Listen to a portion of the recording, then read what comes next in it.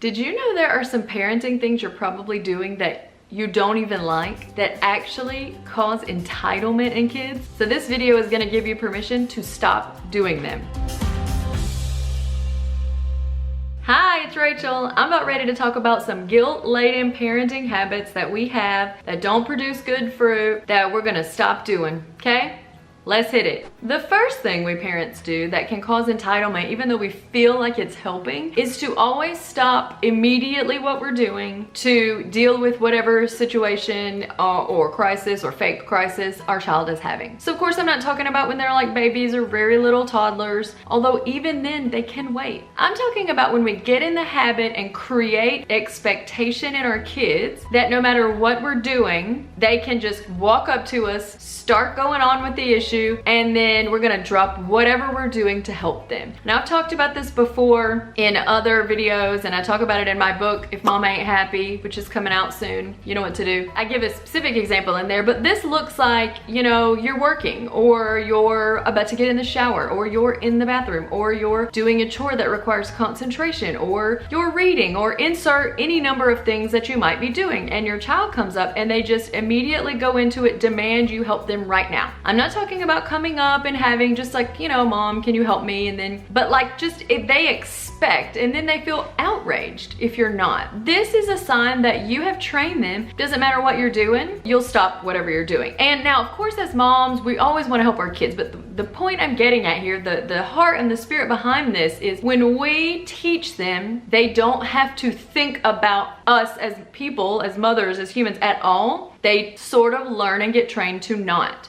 They think, whatever's going on with me, no matter how big or small, she's going to just drop whatever she's doing. And the issue with this is, of course, parents always help kids more than anybody else in their life. But if we continually do this, and you know the difference between when they really need you and when they're just going on, you know the difference. You know the difference. Inside yourself, you know. And if you continually just sort of ignore everything about what you're needing to get done, and then this creates an entitlement in them, they'll carry this throughout their other adult relationships. The second thing we do that can cause some entitlement in our kids or cause them to sort of expect they're always going to get the thing that they want no matter what they do. So this is kind of going to be our working definition of entitlement. They sort of expect to get whatever they want regardless of what they put in. Second way this can happen is when moms sort of pretend we're not human and feel very guilty and apologize for normal things. So let me give some examples. This is like maybe your child yells at you, or they scream at you, they call you a name, they run away, they refuse to do the reasonable thing you're asking them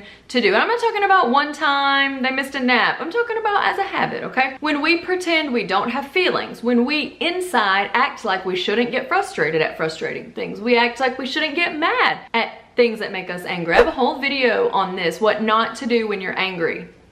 When we act like we shouldn't be sad, when we act like we don't give ourselves a minute, okay? And then we immediately go to our kids and try to give them whatever it is that they wanted. Kids intuitively know that they have reactions to things, okay? Sometimes the trap that us moms get into is feeling like we should not have those. And then if we have them, we apologize. It's like, I'm so sorry that I yelled whenever you took out a marker and colored all over my white walls. Like, I'm so sorry I'm the type of mom who yells.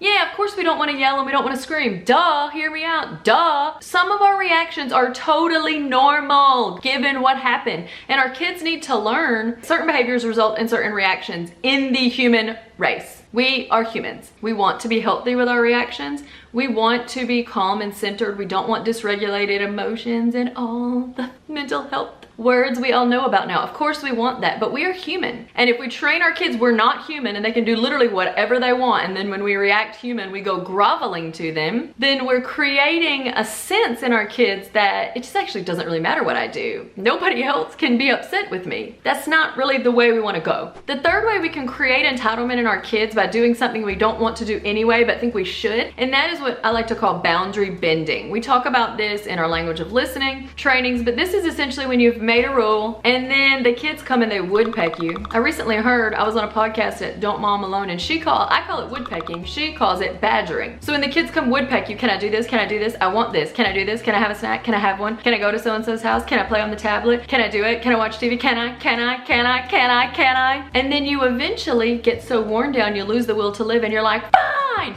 just do it.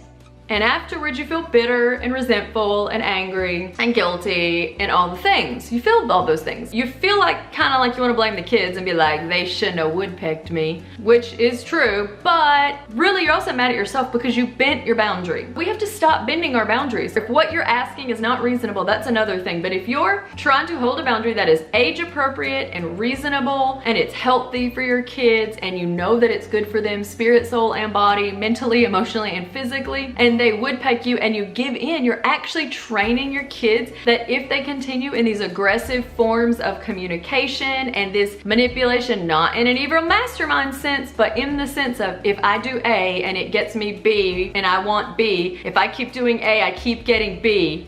Genius! This is in itself a form, even if there's no mastermind evil desire behind it, we're training our kids, act aggressive, badger, woodpeck, you get what you want. This is not something that any of us like in humans as they get older, so it's not something we should perpetuate under our own roof by boundary bending. The fourth way that we can kind of create entitlement in our kids, even if we don't really want to be doing this, is by over-functioning and over-serving. So this is kind of like a buzzword, like Google it, but essentially we're doing more than is normal, more than is our responsibility, more than we really need to. So we're actually taking things on that our kids need to do. And of course I'm not talking about your toddler, your 3-year-old, but you can feel this at every age, and as they continue to get older, you know what this feels like. And the more that you do that, the more you prevent them from doing things on their own. So this might be chores, like you go in their room and it's a big hot mess, total tip, and instead of waiting till they get home or waiting until they're finished what they're doing or getting them from whatever they were doing and calling them back in to do it, you're like, if it's gonna be done right, I gotta do it myself. This actually prevents them from being able and getting used to doing these things. You want your kids to be used to doing the things of adult life. I have an entire guide on getting kids started with chores, and you can go to my website at amotherfarfromhome.com/chores guide. You'll be able to find it there. That'll help. So the number 5 way we can kind of make our kids entitled is by, this is sort of a tough one. I want to know in the comments, please tell me what you think about this, okay? Because this has been on my mind, is that we can let our kids fully live in the lifestyle to which we have attained or made ourselves accustomed, and then our kids get used to this elite, luxurious level of life and stuff without having to do anything for it. This one's tough. My daughter just went into the 6th grade. So apparently they have locker shelves. Who knew? I just shoved my books in my locker, but I guess times change. So I was going on Amazon. You know, you might get a cheap one, you might get an expensive one, you might get the most expensive one. It's like when we're doing these little things, they're like, oh, okay, I could afford this nice new dollhouse. Does my child need it? So this is the principle. We want to practice the habit of benevolent deprivation. So without this, we can cause our kids to feel entitled to anything they want, and they might never actually, hopefully they will, but they might not attain the same level of lifestyle status, and we've made them accustomed to, in a material sense, all of these really wonderful things that they didn't need to be happy, but then they begin to think that they deserve no matter what. I'm gonna move on from this one.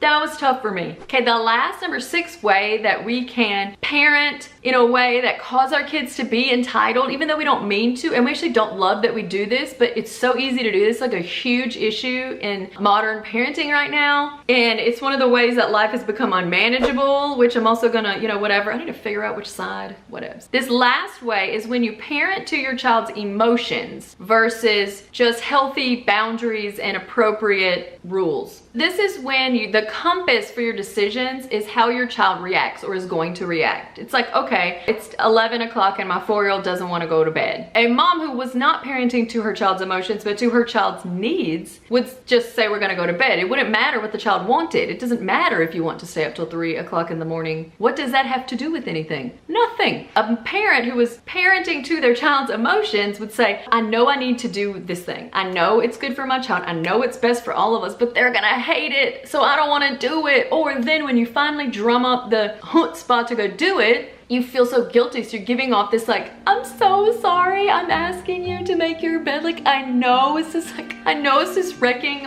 like totally your day's plans. Could you please, for me, make your bed or whatever it is? I want to make sure that we're not doing all of these things. To recap, I want you to start going with your instinct. In Job, God says, who gives instinct to the mind and intuition to the heart? You have instinct, you have intuition. And when you go against those because of guilt, because of your child's emotions, just because of losing it in the moment, because you're trying to be a robot, it actually, because it's unnatural, you're unnaturally choosing to do something, it's going to result in these behaviors, this entitlement in our kids, and not with every child, but over time as we train them in these things, we're gonna create a series and pattern of behavior that we don't want them to carry into adulthood. My next video I want you to watch is some other things that lead to entitlement. You're gonna love them, or maybe hate them.